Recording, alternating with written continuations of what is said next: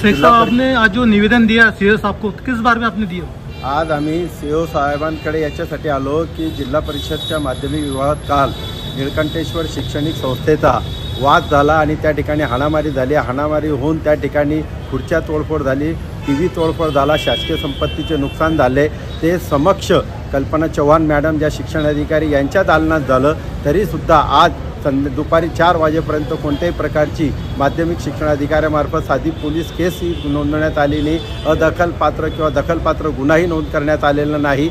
हे वास्तविकता ही आहे की हा जो भानगड आणि मारामारी झाली त्याला कारण एकच आहे की जिल्हा परिषदमधल्या माध्यमिक विभागामध्ये जो भ्रष्टाचार बोकाळलेला आहे आणि भ्रष्टाचार अधिकारी असल्यामुळे हा सगळं प्रकार घडत आहेत. त्याच्यामुळे त्यांची चौकशी होणे आवश्यक आहे की कोणत्या भ्रष्टाचाराच्या प्रकरणात त्यांच्या समक्ष ही हाणामारी झालेली आहे, मारामारी झालेली आहे, शासकीय संपत्तीचं नुकसान झालेले.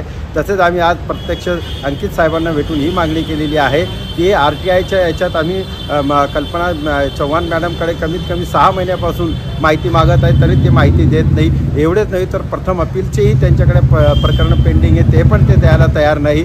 एवढेच नव्हे तर त्यांच्याकडे ज्या रेग्युलर ते ऑफिसला येत नाही, घरून त्यांचा कार्यभार चालतो आणि घरून जे काही शिक्षकांची पदे मंजूर करतात त्याच्यात ते लाखोचा भ्रष्टाचार करतात आणि त्या फायली आजही शिक्षण अधिकाऱ्याच्या कार्यालयात नाही आहे. आम्ही कार्यालयीन कामासाठी आलो किंवा त्यांना माहिती मागितली आहे ते NGO म्हणून, तरी ती माहिती मिळत नाही. कारण की त्या फायलीत या ऑफिसला राहत नाही. सगळं काही हे काही कार्यभार चालतो ते भुसावळवरून चालत असल्याची आम्हाला समजलेले आहे. त्यामुळे आज आम्ही माननीय मुख्य कार्यकारी अधिकारी जिल्हा परिषद यांची अंकित साहेबांची भेट घेऊन त्यांना मागणी केलेली आहे की कालच्या मारामारीची घटनेची नोंद पोलिसात होणे आवश्यक आहे. RTIमध्ये त्यांच्याकडे किती प्रकरण पेंडिंग आहे त्याचं इन्स्पेक्शन होणं आवश्यक आहे. प्रथम अपीलाच्या बाबतीत त्यांच्यावर हे करा आणि या सर्वांच्या बाबतीत एक चौकशी समिती गठीत करून त्यांच्यावर कायदेशीर कारवाई करा, अशी मागणी आज आम्ही माननीय अंकित साहेबांना केलेली आहे.